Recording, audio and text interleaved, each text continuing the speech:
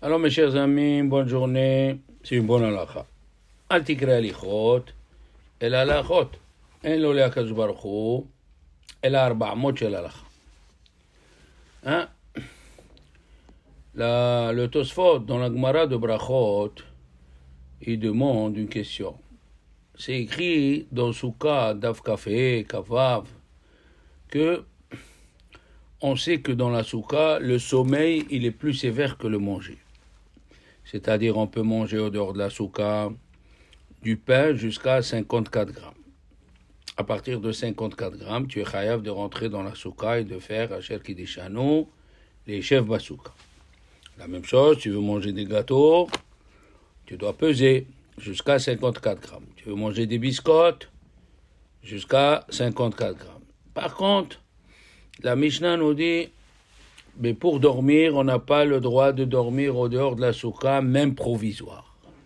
Pour le manger, on peut manger provisoirement au dehors de la soukha, mais pour dormir, on n'a pas le droit de dormir au dehors de la soukha, même provisoirement. Alors il demande le Tosfot la question, comment ça se fait que pour aller dormir, on ne fait pas la bracha de l'Eshev Basouka? Tu veux aller dormir dans la soukha, tu ne fais pas Asher Kiddushanu Bemisvota Vetzivanu l'Eshev Basouka. Alors que pour le manger, si tu manges 54 grammes de pain, tu dois faire l'Eshev Basouka. Pour les maisonnotes, on ne fait pas l'Eshev Basouka. D'accord?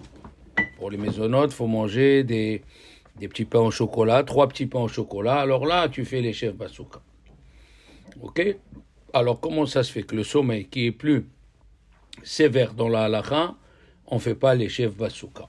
Et il répond, il a dit, le manger, tu manges, c'est toi qui as le choix de manger ou non. Mais dans le sommeil, des fois, il n'est pas dans ta main le sommeil. Si des fois, tu dors et le sommeil ne vient pas. Tu es obligé de prendre des comprimés. Et celui qui ne prend pas de comprimés, ben le sommeil ne vient pas. Combien de fois on se met dans le lit, on se lève. C'est pour ça qu'on ne fait pas les chefs basouka pour dormir, parce que peut-être ça va être la bracha le batala. On n'a pas le droit que ça soit une bracha le batala. Tu ne vas pas faire une bracha et après tu ne dors pas. Ah, tu vas me poser la question. Les chachamim me posent la question. Alors pourquoi la bracha de Hamapil le soir avant de dormir? Il faut faire la bracha avant de dormir. On fait Hamapil Chevle Shena. Alors au début, dans Yechaveda, dans Rabbi Ovadia Yosef, notre maître, il a écrit qu'il ne faut pas faire la bracha Beshem ou Malchut après minuit. Pour faire attention, mes Koubalim. Mais arrive à Rambam, ils ont dit dans tous les cas, il faut faire. Au début, il a dit il ne faut pas faire la bracha. Après, dans Yabia Omer Helek Yud, il a dit non. Il a changé. Il cherche la vérité. Notre maître Rabbi Ovadia Yosef, il cherche. Il a dit il faut faire Hamapil Chevle Shena. Arehem, on sait que Rabbi Léo Mizrahi de Izmir, de Istanbul, il a écrit, c'est presque un Rishon, il a écrit que la halakha, elle est comme la Gemara, pas comme la Kabbalah. D'après le Ben Ishai, il ne faut pas faire. Il a dit le Ben Ishai, d'après les Mekoubalim, il ne faut pas faire Beshem ou Malchut. Et d'après, il a dit mon père, il ne le faisait pas et moi aussi, je ne le faisais pas. Mais la halakha, oui, le Re'em, il a dit la halakha, elle est comme la Gemara. Aradbaz, qui est presque un Rishon, Rabbi David Ben Zimra, il a dit, quand il y a la Gemara qui fait mahloket avec le Zohar, la halakha, elle est comme le Gemara, pas comme le Zohar. Alors la réponse, c'est que la bracha de Hamapil, on l'a fait parce que Dieu l'a créé le sommeil. D'accord? C'est Birkat HaShevah, ça s'appelle Birkat HaShevah. C'est la bracha pour donner des louanges à Dieu. La Souka, c'est Birkat HaMitzvot. Ah, c'est pas pareil. Birkat HaMitzvot, tu l'as fait que si tu es sûr de la faire. D'accord? Alors, c'est la différence entre la Souka et Hamapil. Dans la Souka, on ne fait pas la bracha quand on va dormir, malgré que c'est sévère, comme il dit le Tosfot, parce que peut-être tu ne vas pas dormir. Mais le soir, tu fais la bracha de Hamapil, même si après, tu ne dors pas, parce que tu le fais sur Minhago Shel Haolam, comme les brachot à Shahar, quand on veille à Shavuot, ou quand on veille à Hoshana Rabbah, si Dieu veut, que Dieu nous donne la force, on veille, et bien le matin, on fait toutes les brachot malgré qu'on n'a pas été mechouyav, malgré qu'on n'a pas dormi. On a ouvert les yeux toute la nuit, quand même le matin on dit Pokea Hivrim, parce que ça s'appelle Birkat HaSheva. C'est des brachot pour les louanges. Le Habetz, il dit, il faut faire attention, le Habetz, il était rabbin à Altona, en 1700. Il a dit, il faut faire attention de ne pas parler entre la bracha de Hamapil et de dormir, parce que c'est écrit Vedomu Sela. Et alors, Vedomu, c'est-à-dire, et taisez-vous pour toujours quand on va sur le lit, hein, pour dormir. Et s'il a parlé, lui, il est très sévère, il a dit, il faut refaire le schéma. Mais, c'est écrit, tous les chachamim, ils le repoussent. Il y a une Gemara dans Yerushalmi, dans le Perektet d'Yerushalmi de Brachot, Rabbi Ona, il faisait la bracha de Hamapil, et quand il ne pouvait pas dormir, il lisait des Pesukim, pendant 1 heure, 2 heures, 3 heures. Il n'a pas dormi de suite, comme il dit le Habetz. Donc, même si tu ne dors pas de suite, c'est pas grave. Le Pri Assadeh aussi, il a posé une grande question contre le Habetz. Il a dit, alors si quelqu'un il a fait Hamapil, il se lève, et il veut aller aux toilettes, il ne va pas faire Asher Etzar, mais il n'a que 1h15, hein, 72 minutes. Non, la Sevara qui dit le Habetz, elle n'est pas admise par tous les rabbins. La même chose, Rabbi Eliyahu, dans son livre Zichronot Eliyahu, qu'il était le contemporain du Ben Ishai, il a dit, il faut faire la bracha Beshem ou Malchut, même si après tu parles. La même chose, Rabbi Abraham Paladi, qui était, Rabbi Abraham Prisko, qui était à Izmir. Même le Rav Zichronot Eliyahu, c'était à Izmir, il y avait des très très grands chachamim. En Turquie, on ne sait pas qu'est-ce que c'est. Il y avait le Marana Habib, le Knesset Agedola aussi, il a dit, même si tu étais obligé de parler, tu parles. C'est pas tellement un grand issour, comme il dit le Habetz. Le Petah Devi Rabbi Haïm Pontrimouli, qui était de Izmir, il a dit, c'est permis, même si tu n'as pas dormi, tu peux parler, tu peux dire, si ton père il vient et te dit, fais-moi quelque chose, tu vas lui dire, oh, pour pas parler. Faut lui répondre, qui vous d'avaim zedeoraita. Bien sûr. La même chose, le Leket Yosher, qui était le Talmid du Troumat Adeshen, il a amené, Arama, Rabbi Moshe Isserlis a amené que son Rav, il buvait même pas de l'eau. Ok. Mais c'est pas la halakha comme ça, hein. Le petit-fils du Khatam Sofer, dans son livre It'orerut Bitshuva, il a écrit que si ton père il te demande quelque chose, comme on vient de dire, il faut lui répondre. Tu vas pas lui dire oh, c'est quoi ça? C'est quoi cette histoire-là? Non. Alors, il y a qui sont tolérants, donc il faut faire Hamapil, d'accord? Maintenant, répétons pourquoi dans le sommeil il y a qui sont tolérants. Pourquoi? Parce que la Gemara elle a dit, ils sont tolérants, ils dorment pas dans la soukha, c'est ce que je veux dire. Il y a des gens qui dorment pas dans la soukha. Pourquoi? Parce que c'est écrit Teshvu. Et la Gemara elle a dit Teshvu ke'en tadoru. Eh ouais, ça veut dire il faut s'installer dans la soukha comme chez toi à la maison. Chez toi à la maison, si la fenêtre est ouverte dans une chambre, tu peux pas rester là-bas. Ah ben oui, il fait froid. Alors dans la soukha aussi, d'accord? Dans la soukha aussi, tu es pas obligé de rester quand il fait froid. Arama, elle a dit, ils ont pris l'habitude, Rabbi Moshe Isserlis, il a écrit dans le Shulchan Aruch, qu'ils ont pris l'habitude d'être tolérants dans le sommeil. Parce qu'il fait froid. Ah ouais, à Cracovie, à Varsovie, là-bas, il fait froid. Mais le Magen Avraham, il a dit, qu'est-ce qu'il y a? Tu as froid, va chercher les couvertures, va chercher la doudoune, couvre-toi bien. Même Rabbi Yaakov Ittlinger, le Bikouré Yaakov, il a écrit, si tu es dans la soukha, ça s'appelle mista'er. Mais si tu prépares la soukha, hein, si quelqu'un il dit non, moi construire la soukha, ça me fatigue. Ça n'a pas de mista'er. Mista'er, patour mina soukha. Quand est-ce qu'on a dit que quelqu'un qui est mista'er, il est patour de la soukha? Si tu es dans la soukha, mais si tu es au dehors de la soukha, non. Bien sûr. La même chose, il dit, Rabbi Shlomo Zalman Auerbach, si tu as la soukha qui est dans la rue, comme en Israël, ils font la soukha dans la rue. Tu veux dormir, les enfants, ils crient, parlent, dans la rue, ils jouent au football. Là, ça s'appelle Mista'er Patour Mina Soukha. le Avnei Nezer, Rabbi Abraham Sochatchov, il a dit, même s'il fait un peu froid, tu dois aller chercher les couvertures, un peu froides, d'accord? Et nous avons cette question que nous posons, tout le monde pose la question, comment ça se fait que dans la Chot Souka, c'est écrit que Mista'er, quelqu'un qui a de la peine de rester dans la Souka, ça s'appelle Mista'er Patour Mina Souka. Pourquoi? La Torah elle a dit Teshvu Basukot. Et les Chachamim ont dit Teshvu Ka'in Taduru. Hein? Vous devez vous installer comme si c'était à la maison.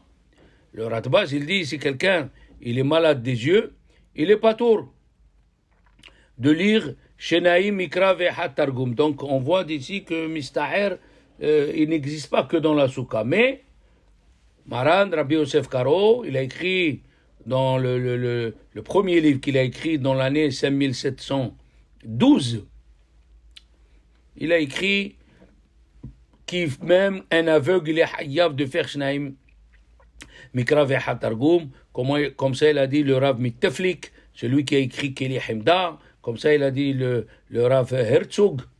Une fois,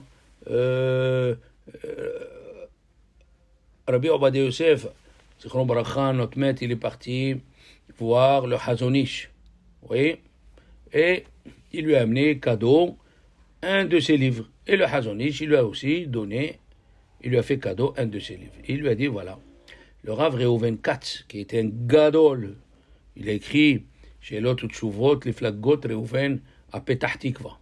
Et il lui a dit, regarde, viens faire Rav avec moi dans le Beddin de Petah Tikva.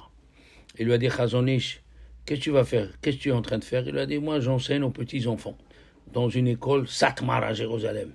Il lui a dit, ne va pas. Et il n'est pas parti. Qu'est-ce qu'il a fait, Rabbi Reuven Katz? Il est parti voir Rabbi Ezra Atiya. Rabbi Ezra Atiya, il lui a dit, Rabbi Reuven Katz, il lui a dit, voilà, tu as un gadol, il enseigne des petits-enfants, il ne veut pas venir avec moi dans la Rabbanout. Parce que Hazonish, il était contre la Rabbanout. Ok? Alors, il est venu, il lui a dit, dis-moi, si tu ne vas pas, à cause de cette phrase-là, Rabbi Obadiah Yosef a changé. Des fois, une phrase. Il lui a dit, si tu ne vas pas à Petah Tikva, tout le monde va faire la halakha comme Rabbi Moshe Serlis, comme les Ashkenaz, même pour les Sepharad. Et on sait que nous, on doit suivre Rabbi Yosef Karo. On est Sepharad. Et les Ashkenazim, ils suivaient Rabbi Moshe Serlis, et ils disaient les halakhot comme les Ashkenazim. Alors il est parti, il s'est mis, il a dit, aïe. Il a dit, ok, je vais aller, et il a commencé à être mehabber les livres sur Rabbi Yosef Karo, la halakha comme Rabbi Yosef Karo pour une phrase, comme le Chafetz Chaim, pour une phrase qu'il a écoutée de Rabbi Israël Salanter qu'il a dit dans un cours, on a des livres de halakhot pour tous les halakhot, sauf pour Ilchot Lashon Hara. Et il s'est mis à écrire halakhot Lashon Hara. Des fois, pour un mot que tu écoutes d'un Rav, tu viens avec un mot. Hein? Alors, dans le livre It'arrut Bitshuva, il a ramené, si sa mère elle lui dit, j'ai peur que tu ailles dormir à la souka, tu vas attraper froid. Alors, Rabbi Obadiah Yosef, il a écrit Patour. Et là, les gens, ils ont écrit Rabbi Yitzhak Yosef, Shalita. Ils lui ont dit, toi, tu as écrit dans le Perektet de Halachot Kivud Avaim, si c'est pas directement, si ça concerne pas les parents directement, tu peux ne pas les écouter. Comme ça, il dit le Tosfot, comme ça, il dit Arosh. Rav Eliashiv, il n'a pas décidé. Si c'est pas directement, est-ce qu'on peut écouter ses parents ou non? D'accord? Mais il faut trancher. La halakha, il faut trancher. Et Rabbi Yitzhak Yosef, il a tranché, quand c'est pas directement, on n'est pas obligé d'écouter ses parents. Exemple, si ton père il te dit, moi je veux pas cette fille pour toi. Je veux pas. C'est vrai qu'il faut épouser une fille de sa communauté pour pas avoir d'histoire. La mahloquette, elle est grave. La mahloquette, elle fait le feu à la maison, elle enlève le yud de l'homme et le hé de la femme, il reste le mot esh. Alors, si c'est pas directement, il n'est pas obligé de l'écouter. Alors, qu'est-ce qu'ils disent les chachamim? Que c'est bien d'amener des gens pour le supplier, d'amener des gens pour supplier le père, parce qu'aller contre les parents, c'est mauvais signe. Ça ne réussit jamais à celui qui se moque envers son père ou sa mère. le père et la mère, ils peuvent se manquer envers les enfants, parce qu'ils ont donné la vie. La vie, elle n'a pas de prix. Mais les enfants, on a vu Réhouven, il s'est manqué envers Yaakov, Avinu, ils lui ont enlevé la Bechora. Eh oui, il faut pas se manquer. Alors, par exemple, il lui dit, ne va pas dans tel yeshiva. Et l'enfant, il veut cet yeshiva. Et c'est écrit, En Adam Lomed, El Abem Makom, chez les Bohafetz. Comment on fait? Alors, et toi? Alors, la même chose. Comment d'un côté, tu me dis qu'il faut écouter sa mère? Il faut écouter sa mère ou son père quand il lui dit, ne dors pas dans la soukha. Hein? Alors que c'est pas directement, ça les concerne pas directement.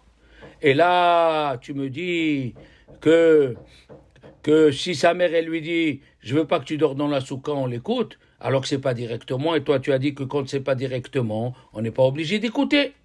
La réponse, il a dit, Rabbi Yitzhak Yosef, Shalita, parce que c'est écrit, Teshvu ke'en taduru. Si tu es à la maison, à la salle à manger, et ta mère, elle te donne un ordre, elle te dit, ne t'assois pas sur cet endroit, il faut que tu t'assoies dans un autre endroit. Eh ben, tu es obligé d'écouter.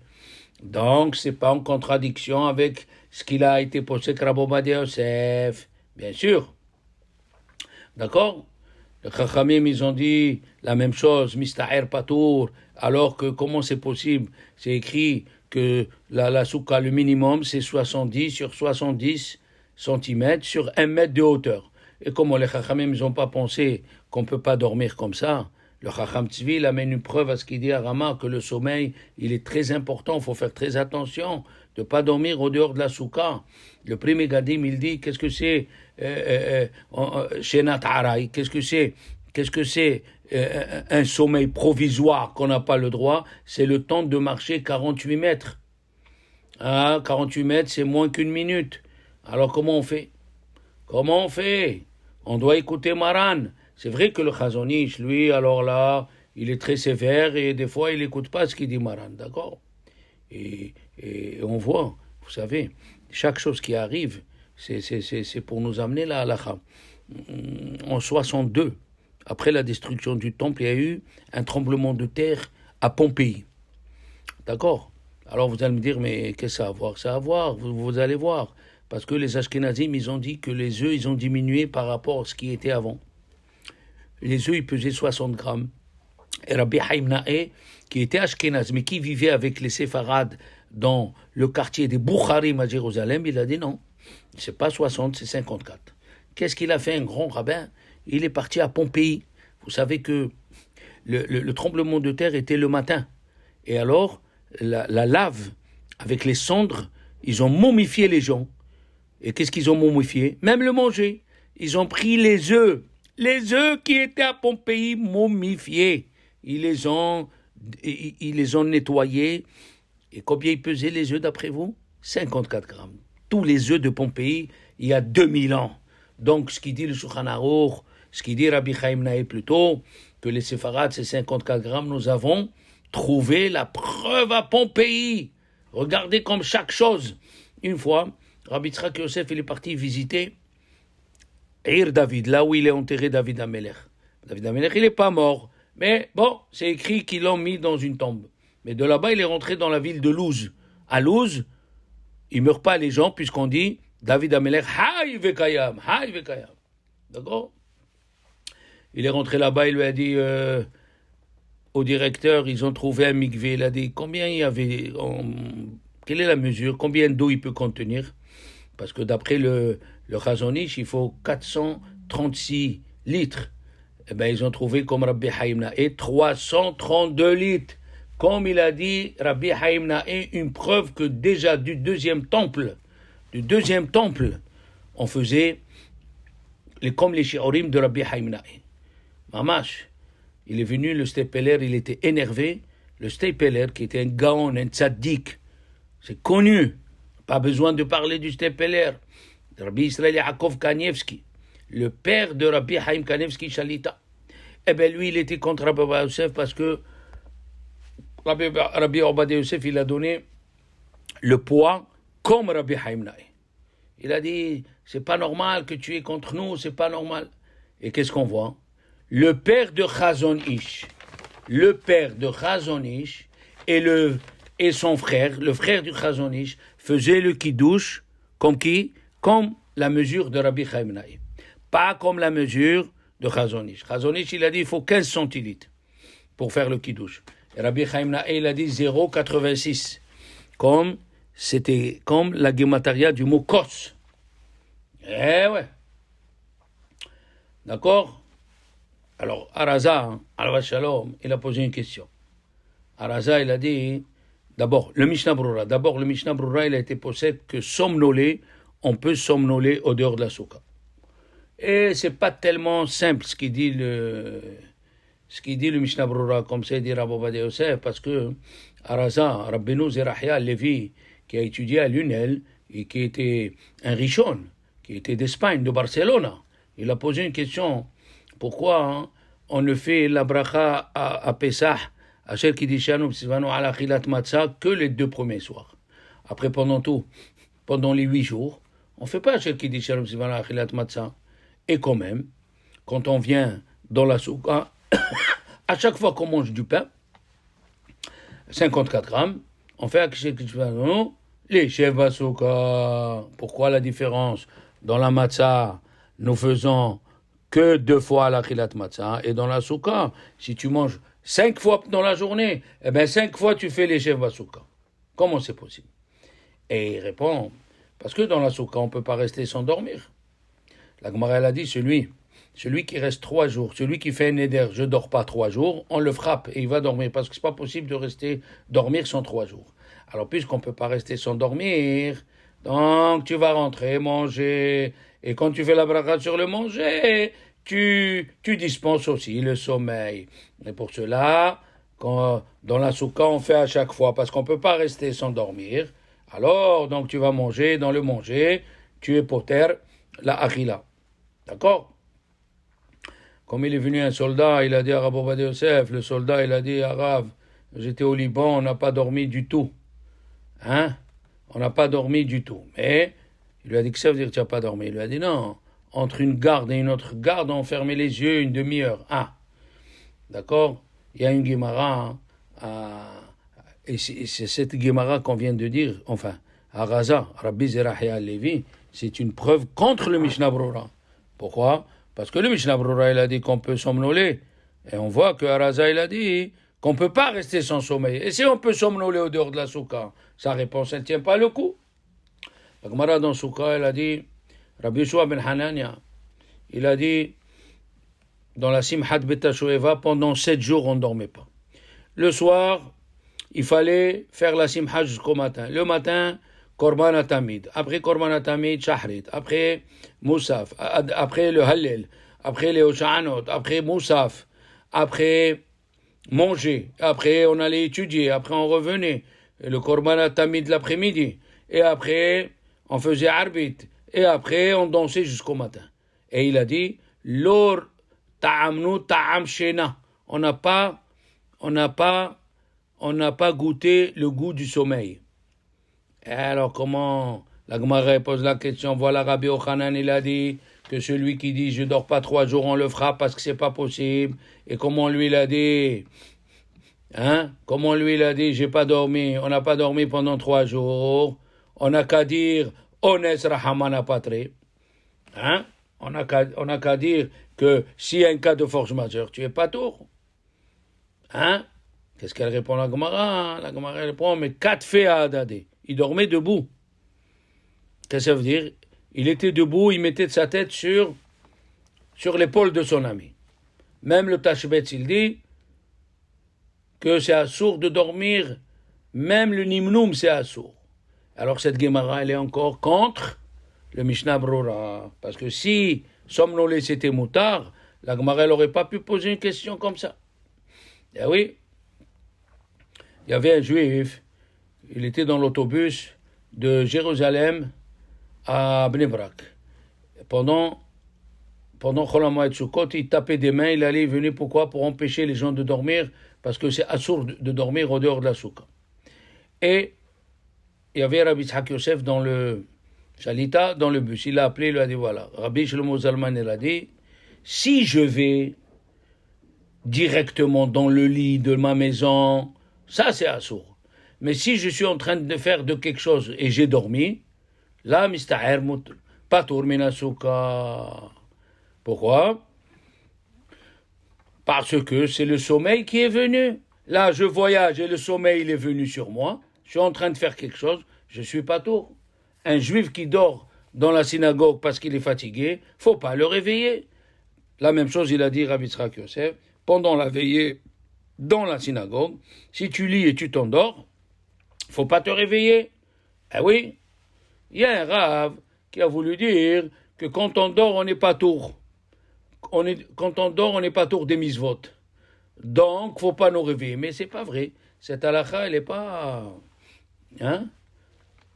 Elle est pas vraie. La preuve qu'il a dit, si quelqu'un il dort, Maran Shulchan Aruch il a écrit, quelqu'un il dort avec les tefillin, il faut le réveiller. Et pourquoi tu le laisses pas? Voilà, quand il dort, il est pas tour des mitzvot. Ou un Kohen, il dort, il y a eu un mort. Il faut réveiller le Kohen. Pourquoi tu dis pas quand il dort, il est pas tour? Non, non. Il y a que dans la soukha. Eh oui, il y a que dans la soukha qu'il existe ça. D'accord? Comme ça, il a dit dans le livre Matat Yado. C'est un Gaon de Vilna il y a 150 ans. Il a dit, il n'a pas écrit, on ne dit pas, celui qui dort, il n'est pas tour de mitzvot. Jamais de la vie. Est-ce qu'on va dire quelqu'un qui a dormi avec le talit, quand il se réveille, il faut refaire la bracha sur le talit? Jamais de la vie. Est-ce qu'on va dire quelqu'un qui a dormi, il s'est réveillé, il faut refaire le schéma? Non. C'est vrai que le Shulchan Aruch, il a écrit le contraire. Quelqu'un qui dort et c'est arrivé le temps du schéma, il faut le réveiller. Il faut le réveiller. D'accord? Il y a un rave, c'est le Leket Yosher, on a dit, il a amené le Mahari. C'est le Trumata Deshen, il a dit, il ne faut pas dormir la veille de Sukkot, il ne faut pas dormir, comme ça tu auras un sommeil avec appétit.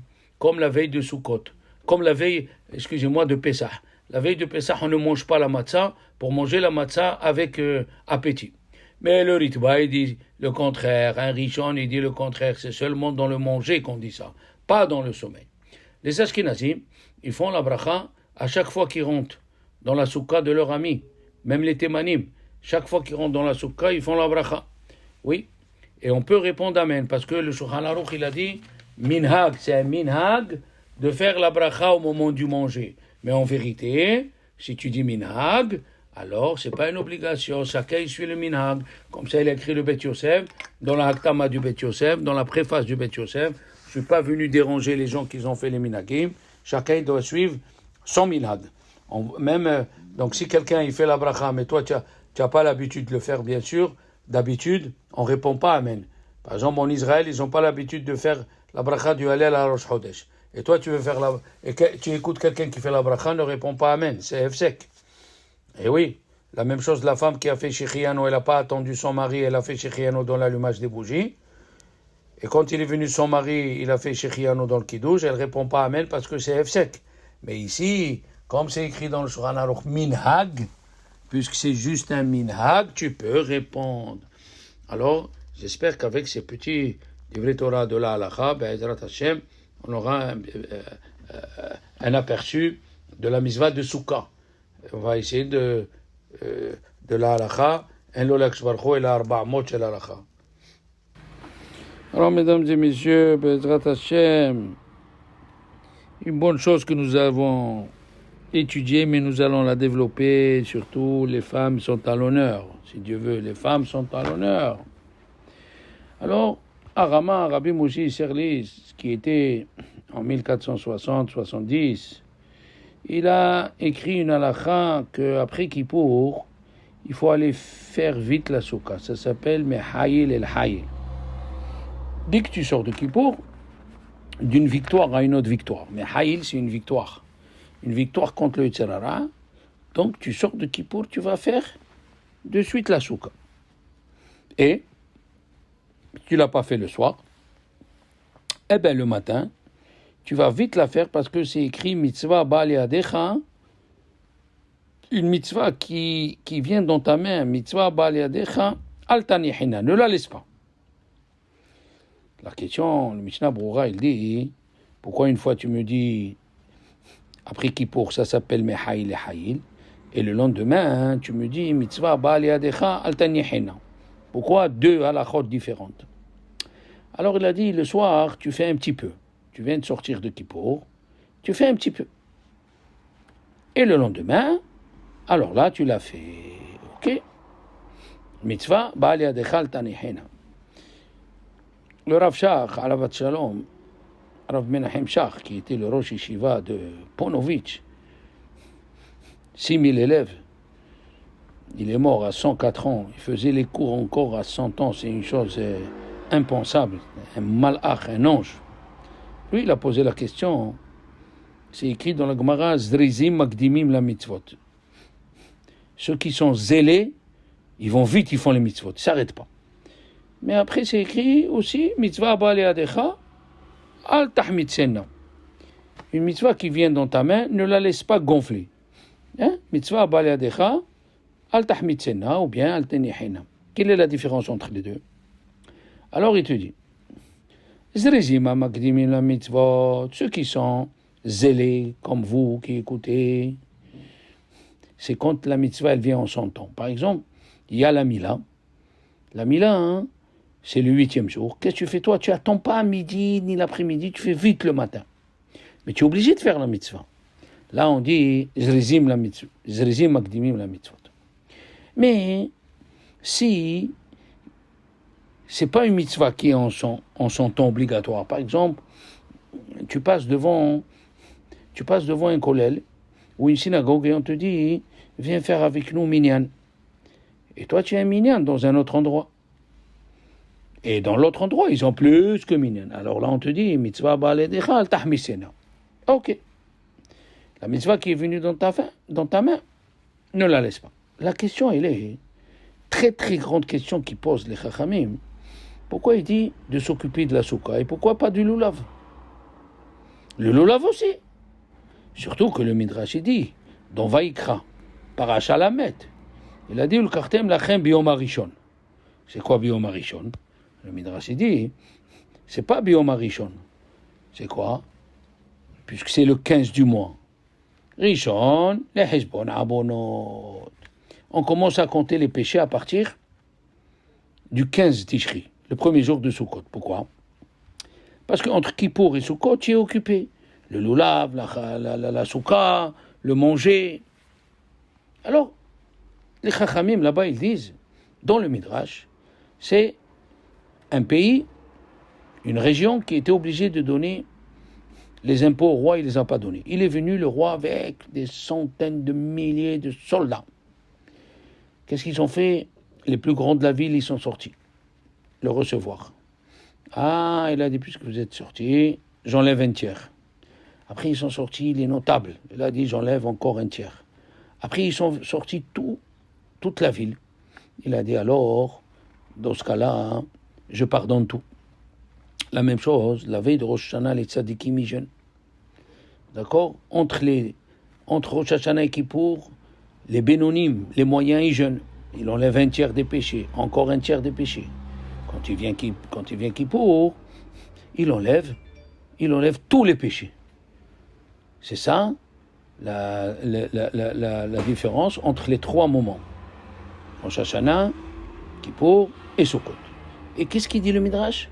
Kulam terudim, tous ils sont occupés. Zé besukkato, zé belulabo. Celui-là avec la soukha et celui-là avec la lulav. Donc, pourquoi Rabbi Moshe Isserlis, il a dit, il faut s'occuper de suite de la soukha? Pourquoi? Et surtout, le Midrash, il a dit les deux. Et surtout, si on suit l'avis de Rabbi Shlomo Kluger, il a posé une question, Rabbi Shlomo Kluger, c'est lui qui a de l'argent pour acheter ou la soukha ou le lulav. Qu'est-ce qu'il dit Rabbi Shlomo Kluger? A priori, on aurait dit la soukha. La soukha, c'est 7 jours. Hein? Dans la soukha, Basugot, Tishvu, Shivat Yamim. Et chaque fois qu'on veut manger 54 grammes de pain, on doit faire les chefs Basouka. Alors que le lulav, c'est 1 jour. Ou le kartem lachem biyom harishon, 1 jour. Au Bet Amikdash, 7 jours, Minatora. Mais tout le monde, tous les juifs dans le monde entier, c'est 1 jour. Les autres jours, c'est Rabbi Yochanan qui l'a dit. Rabbi Yochanan, il a dit, on le prend, Zecher l'Amikdash. Alors, on aurait dû dire la soukha. Lui, il dit le lulav. Pourquoi le lulav? Chachamim, il dit, Rabbi Shlomo Klugel et même Rabbi Yonatan Abishis, il dit, il y a 3 jugements le jour de Rosh Hashanah. Il y a un individuel, il y a un collectif, et il y a un des Juifs et des Goïms. Les Juifs et les Goïms, ils rentrent chez Dieu le jour de Rosh Hashanah. Et on ne sait pas qui c'est qui a gagné. Eh bien, quand les Juifs ils sortent avec le loulav et ils le mettent. Ils le lèvent avec la main, ça veut dire que c'est nous qu'on a gagné. C'est nous qu'on a gagné. Alors ça s'appelle Pirsoumé Nissa. On publie le Nes. Et c'est connu dans la Gemara de Shabbat pour les 4 verres de vin. À Rambam il dit c'est Pirsoumé Nissa pour Pessah. Et on sait que les lumières de Hanouka c'est Pirsoumé Nissa. On vend même ses habits. Donc lui il dit c'est le loulav avant. Alors la question elle est encore plus forte. Pourquoi Rama il a dit, Rabbi Moshe Yisserdis il a dit la souka avant. Pourquoi? Dans la Gemara c'est écrit souka 11. Kol ha'ezrach yeshvu basukot. Tous les juifs ils devront s'installer dans la souka. Et il y a une mahloket, Rabbi Akiva et Rabbi Eliezer. Rabbi Akiva il a dit c'est soukot mamash, c'est-à-dire des cabanes. Et Rabbi Eliezer il a dit anane kavod, c'est les colonnes de nuit. Rabbeinu Bechaye, dans le livre Kadakemah, qui était l'élève de Harashba, Rabbi Shlomo ben Ideret, qui était grand rabbin à Barcelone en 1300, et Rabbeinu Bechaye, c'était son élève, il était rabbin à Grenade. Il y a même sa synagogue et sa tombe. Lui, il dit Anane Kavod. Pourquoi il a fait comme Rabbi Eliezer? Ba'ala Tourim aussi, il dit, Rabbi Yaakov, Ba'ala Tourim, le fils de Harosh, il a dit Shiva Anane Kavod. Sukkot Mamash. Alors la question, elle est, d'après Rabbi Akiva, qu'il a dit qu'ils ont fait des Sukkot, qu'ils ont fait des cabanes, quel est le chidouche? Quel est le chidouche? Parce que je me suis mis dans une cabane, alors je dois fêter ça. Tous les autres fêtes, je les fais parce qu'il y a eu un miracle. Eh bien oui, l'Égypte, il y a eu Asara Makot. Shavuot, il y a eu Matan Torah, Dieu il est descendu. Alors, Sukkot, d'après Rabbi Eliezer, que c'est les colonnes de nuée, c'est un miracle. Mais d'après Rabbi Akiva, à quoi ça sert les Sukkot s'ils ont fait que des cabanes comme tout le monde? Rabbi Moshe Wolfson, dans son livre Emunat et Techa, lui il dit un chidouche. Il a dit les Juifs, quand ils allaient en guerre contre les Goïms, pendant les 40 ans, ils ont fait des guerres. Quand ils s'approchaient des Goïms, ils faisaient des cabanes. Et quand les Goïms jetaient les flèches, ça traversait pas les cabanes. Ah, premier chidouche. Donc, les cabanes protégeaient les Juifs des bombes et des flèches. Qui était une cabane, c'était friable, c'était fragile. Le Shemen Rosh, il a dit aussi, le livre Shemen Rosh, une chose extraordinaire. Il a dit, pourquoi ils ont fait des cabanes? Parce que les Juifs, ils ont voulu servir Dieu en cachette. Comme il nous arrive maintenant dans le Corona. Tu pries seul à la maison, on va voir combien de temps tu fais dans la Hamidah, combien de temps tu fais dans le Shema, pour faire une avoda personnelle, pas une avoda qui dépend des autres. Avodat Hashem personnelle, pas une avoda qui dépend des autres.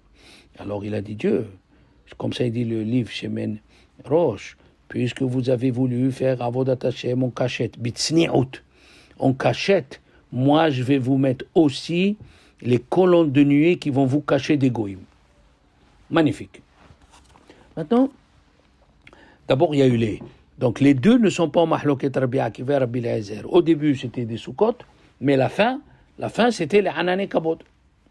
Dans le livre Les Orot Nathan, Rabbi Nathan Gesteter, il a dit encore un grand hidouche.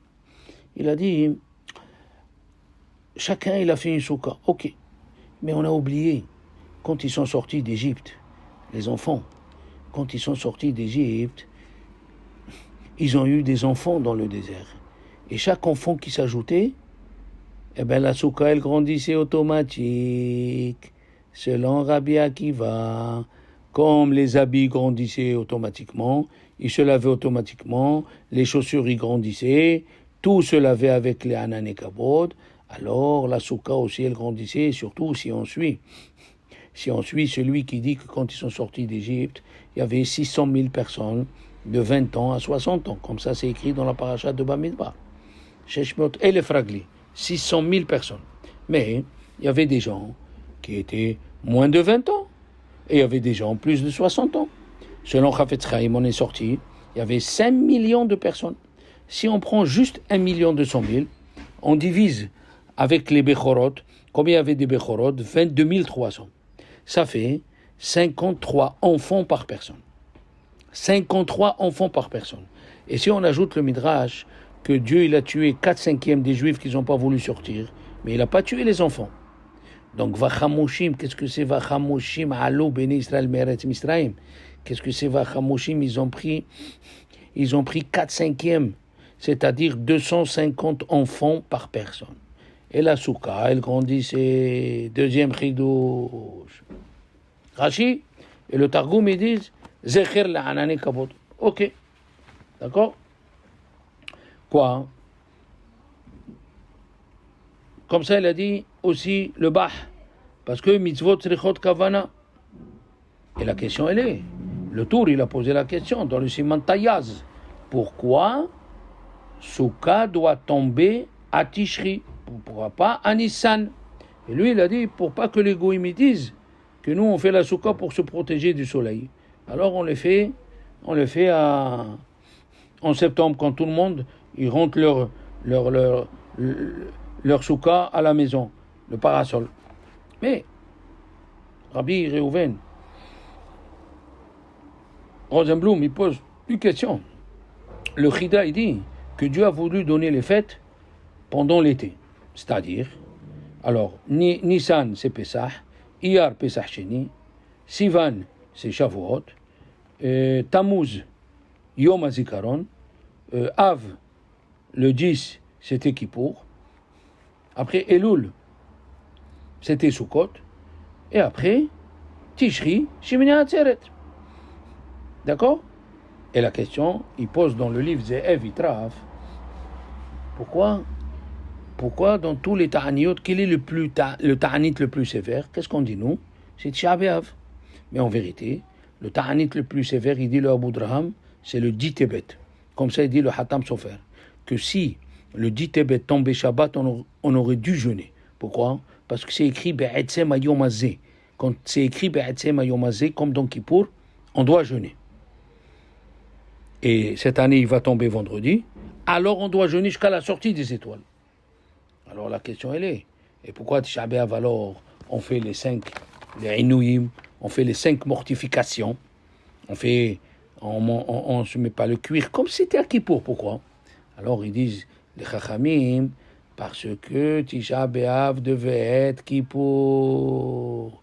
Et comme dans Kippour, on mange pas, on boit pas, on travaille pas, on se lave pas, on dort pas avec la femme, on met pas le cuir, alors on fait pareil à Tisha B'Av, mamash, les 5 Inouïm, d'accord? Et même dans Echa c'est écrit, Ilu Zachinu, Ainu Korim B'Tisha B'Av Ki Bayom Hazeh Chaper Alechem. Donc, alors, Sukkot, elle devait être à Tishri. Et la preuve, c'est que dans la paracha de Mishpatim, avant que les Juifs y font le Chet HaEgel, c'est là-bas où on parle la première fois des fêtes. Qu'est-ce qu'il y a écrit là-bas? Dans le Perek Kaf Gimel Pasuk Tet Zayin, Vechag Asif Betzet Hashana. La fête de récolte, elle est quand l'année elle sort. C'est quand l'année elle sort, à Elul, puisque Tishri c'est Rosh Hashanah. Et pourtant, dans un autre endroit c'est écrit Vechag Asif Techilat Hashana. Et la fête de Sukkot, elle doit tomber le début de l'année, c'est-à-dire à Tishri. Alors, un, c'est avant la faute du veau d'or, et un, c'est après la faute du veau d'or. Donc, le Tours qui dit que on aurait dû faire Sukkot à la sortie d'Égypte, c'est pas tellement clair. Le Mabit, dans le Perek, la Med Gimel, il amène au nom de Rabbi Haïm Kafoussi une question. Et le Hida, il amène aussi. Pourquoi on fait un rappel pour la manne, on fait un rappel pour la Souka, et on ne fait pas pour la manne et l'eau. D'accord? Pourquoi on fait sur la Souka, et on ne fait pas aussi pour la manne, que c'était un miracle, et pour l'eau? Alors ils disent les Chachamim que surtout l'eau et la manne et la souka, on l'a eu, Bishrout Avram Avinu. Comme ça, c'est écrit dans Bava Metsi'a, Daf Pevav. Hein? Et Avram Avinu, il a dit, Yukahna me'at ma'im, Louchi, Va'asi Ogot, Louchi, on a eu la manne. Yukahna me'at ma'im, on a eu le be'er. Oui, Tachat Ha'etz, le Midrash Tanhuma, il dit, qu'est-ce que c'est? Tachat Ha'etz, c'est la souka. Dieu, il a dit, tout ce que vous avez fait, tout ce que tu as fait plutôt, tu l'as fait avec Misirut Nefesh, tu t'es peiné, tu es parti chercher les invités, et il courait, Abraham, quand il a eu les invités, Vayaratz, il a couru, hein? Il y a qui disent qu'il a couru pour les invités, il y a qui disent qu'il a couru derrière un taureau qui s'est échappé, et le sang il coulait de la Mila, il avait 199 ans, le pauvre. Qu'est-ce qu'on a fait? De tout ce qu'il a fait, Avraham Avinu, l'Achnasat Orhim, toute sa vie, on a retenu celle qu'il a fait avec Misirot Nefesh. Yafa Betzahar, Yafa Ahat Betzahar, c'est bien une mitzvah que tu as fait, une, en ayant de la peine, que sans avoir de la peine.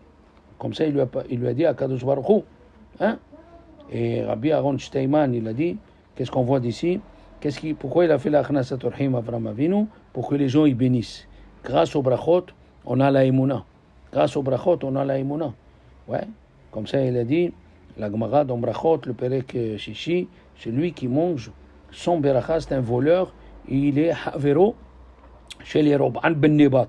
Celui qui a enlevé la émouna de monter dans le Beth Amikdash.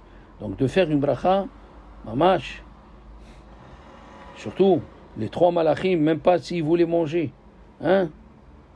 Il avait de la peine. Et on a dit une fois qu'il a envoyé les trois malachim qui disaient qu'il ne fallait pas créer l'homme. Puisque c'est écrit, Vine Shelosha Anashim Nitzavim Alav. Ils étaient sur lui. Et après c'est écrit, Tehu Omed Aleem. Quand ils ont vu que lui, la douleur de ne pas faire du chesed, elle dépasse la douleur du corps, ils ont dit, il est plus fort que nous. Hein? Eh ouais. Comme ça, il dit le Maharsha, il pose la question. Comment on dit que l'eau et l'eau Bishrout Miriam, la manne Bishrout Moshe et les Ananim Bishrout Aaron? Mais voilà, c'est écrit que c'est Bishrout Avram. En vérité, Avraham Avinu, il a planté la graine et c'est Moshe, Myriam et Aaron qui ont continué. D'accord? Maintenant, il dit il dit Rabbi Aaron Steinman, c'est écrit que on dit Nevarech Elokeinu she'achalnu mishilo. Il a dit au nom de Tosfot Yom Tov. Pourquoi on dit Elokeinu? La réponse elle est parce qu'on ne peut pas rester sans eau et sans pain. Donc c'est obligé que Dieu, il nous les donne badin. Il nous revient. Mande Yahiv Haye, elle dit la Gemara, Yahiv Mezonim. Celui qui donne la vie, il doit donner à manger. Mais la ananin, c'est extra. Hein? C'est extra. Alors la question elle est, comment on dit que les ananim c'est extra, que les colonnes de nuée c'est un cadeau? Mais voilà, comment ils voyaient le soir? Grâce au Hamoudesh. Comment ils voyaient la journée d'où il faut aller? Par le Hamoud et Hanan. Et le Hamoud Esh, il tuait, il dit le Midrash, il y avait des serpents gros comme des anacondas. Et oui, et il y avait des akarabim comme des grenouilles.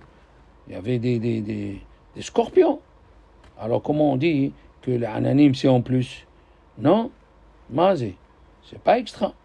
Alors, le Hatam Sofer, alav shalom dans les drashot, il a posé une autre question avant de répondre à tout ça. Il a dit, pourquoi les femmes, ils sont obligés de manger la matzah et ils ne sont pas obligés de rentrer dans la souka? Quelle différence entre la matzah et la souka?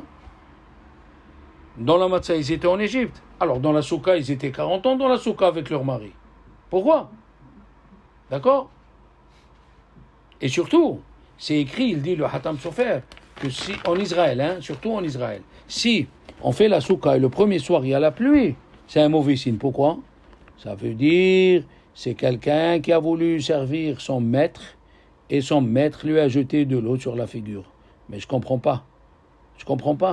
Il dit le Hatam Sofer, quelqu'un qui a voulu, c'est écrit dans le Masechet Kiddushin, Daf Lamed, Hashav la asot mitzvah, quelqu'un qui a pensé à faire une mitzvah, il veut inviter son rav. Un élève, il veut inviter son rav et son rav, il ne peut pas, il est fatigué. C'est comme s'il l'a invité. Hashav la asot mitzvah venenas, ma'ale alav katuv ki ilu asa. Alors pourquoi les Chachamim, ici spécialement, ils ont dit que si tu as la pluie, tu n'as pas pu manger le premier soir, c'est que Dieu ne t'aime pas. Lama. Bon, cette année, grâce à Dieu, le premier soir, il y a eu un tout petit peu de pluie, mais on est resté dans la soukha, on a mangé les 2 soirs, les 2 midis, et le reste, voilà, il fait bon aujourd'hui. Il y a un livre qui s'appelle Maharam Ben Habib. Il a écrit, il a amené au nom de Livnat Sapir, que au moment où ils ont fait le veau d'or, ils ont perdu les colonnes de nuée. Comme ça, il dit, le Targum, Onkelos dans Shirachirim, Hachi Afua Hayom, Venasu Atselalim. Qu'est-ce que ça veut dire? Ils se sont sauvés les ombres, tsel. C'est quoi les tsel? C'est quand les Juifs ils ont fait le Hegel, les Ananim ils sont partis et ils sont revenus le jour de Kippour. Pas le jour de Kippour, non. Mon cher Rabbeinu, il a reçu l'ordre de Dieu de descendre à Kippour et de leur dire aux Juifs, je vous ai pardonné. Alors il est descendu le 11, le 12 et le 13, il leur a dit d'amener les théromotes pour construire le Mishkan. Et le 14, il leur a dit d'arrêter. Il a commencé à distribuer le travail. Et le 15, ils ont commencé à travailler pour le Mishkan. Et alors, le 15, ils sont revenus, les Anané Kabod. Et nous, on sait ce chidouche-là, on le connaît au nom du Gaon de Vina, Agra. Agra, il a dit, les 4 premiers Pesukim de Shir HaShirim, ils sont pour les 4 fêtes. On dit Shir HaShirim, c'est pour Pesach, parce qu'on a fait la Shira, Az Yasir Moshe. On dit Ishakeni minishikot piou, qui m'embrasse, qui m'enlace avec sa bouche. C'est quoi? C'est Shavuot, comme c'est écrit, Vetorah, il faut chercher la Torah de son Rav. Vetorah ivakshum et piou. Après c'est écrit, les Re'ach shemanecha tovim, c'est Hag HaSukkot. Moshchini aharecha, oui. Et Viani, El Bet Amel Hadarav, c'est quoi? Rentrer en particulier, visite particulière avec Dieu, c'est Atzeret. Et c'est pour ça que le 15 Tishri, on a Sukkot. Parce que les Ananim sont venus. Mais dans les livres qui parlent des fêtes, c'est écrit que dans Nehemia, le prophète Nehemia, Perek Yudhet, c'est écrit que quand il s'est mis à prier, Nehemia et Ezra, il a dit, malgré qu'ils ont fauté, ils ont fait le het à Hegel, tu leur as laissé toujours les Ananim. Et même, Bil'am Arasha, il a dit ça, malgré que les Juifs, ils ont fauté, tu n'as pas arrêté de les aimer. Alors, comment tu me dis que les Ananim, ils ont quitté les Juifs quand ils ont fait le het à Hegel? La réponse, elle est, dans le Midrash, de Ba'alotra, il y a une mahloquette, combien de Ananim? Il y avait 2 minimum. Le soir, Amoud Esh, pour tuer les serpents et éclairer, et le jour, Amoud et Anan. Mais tous les autres, il y a qui disent qu'il y avait 4, il y a qui disent qu'il y avait 5 Ananim, il y a qui disent qu'il y avait 7, il y a qui disent qu'il y avait 9, il y a qui disent qu'il y avait 13, il y a qui disent qu'il y avait 14. Ah, Rabbeinu Bechaye. Et le tour, ils disent qu'il y avait 7, c'est-à-dire qu'on avait 2, et tous les autres qui sont venus en plus, c'est parce qu'ils nous aimaient Dieu. On a les dînes de Banim. Qui c'est qui a dit ça? Le Bnei Issachar. Le Bnei Issachar, il a dit, s'il n'y avait pas la Hanan et Kavod, on aurait resté avec 2. C'est pas une preuve que Dieu, il nous aime. Eh oui. C'est le fait qu'il a ajouté, alors là, c'est une ahava. C'est pour ça qu'on ne fait pas sur le zecher sur le pain, sur la manne, ni sur l'eau. On fait le zecher sur la ahava que Dieu nous a donné. Et la question, elle est, pourquoi on était obligé, quand Moshe Rabbeinu il est descendu le jour de Kippour, qu'est-ce qu'il a dit aux Juifs? Dieu vous a pardonné. Il nous a pardonné. Alors pourquoi il faut faire le Mishkan? Pourquoi il faut faire le Mishkan? La question, c'est une des questions qui est écrite dans la Masechet Zebahim, que si quelqu'un il a fauté, il doit amener un korban. Pourquoi il doit amener un korban? On l'a dit dans Vaïkra. Parce que des fois, l'homme et le peuple d'Israël, c'est comme un homme et une femme. Un homme, il s'est manqué envers sa femme. Et sa femme dit, bon, je te pardonne. Tu crois qu'elle a vraiment pardonné? Mais si tu lui amènes un cadeau, Tu lui amènes un parfum, tu lui achètes une robe, tu lui amènes des fleurs. Ah, c'est une preuve qu'il t'a pardonné vraiment. Alors il dit le Khatam Sofer, le jour de Kippour. Moshe, Rabbeinu, il est descendu, il a dit, Dieu vous a pardonné. Ça ne veut pas dire, parce que le mot korban, ça veut dire les karev. C'est possible que Dieu il te pardonne, mais il ne veut plus te voir à sa table. Tu veux qu'il te voie à sa table, alors tu amènes un korban. Comme ça, il dit le Ramban, korban milachon keriva. La même chose, Dieu, c'est possible qu'il nous a pardonné. Mais comment il nous dit qu'il va nous aimer? Nous aimer, de nous prendre comme des enfants, c'est qu'il nous a ajouté les ananekabo. Il nous a ajouté, alors la même chose. Maintenant, il dit le Khatam Sofer, on répond tout.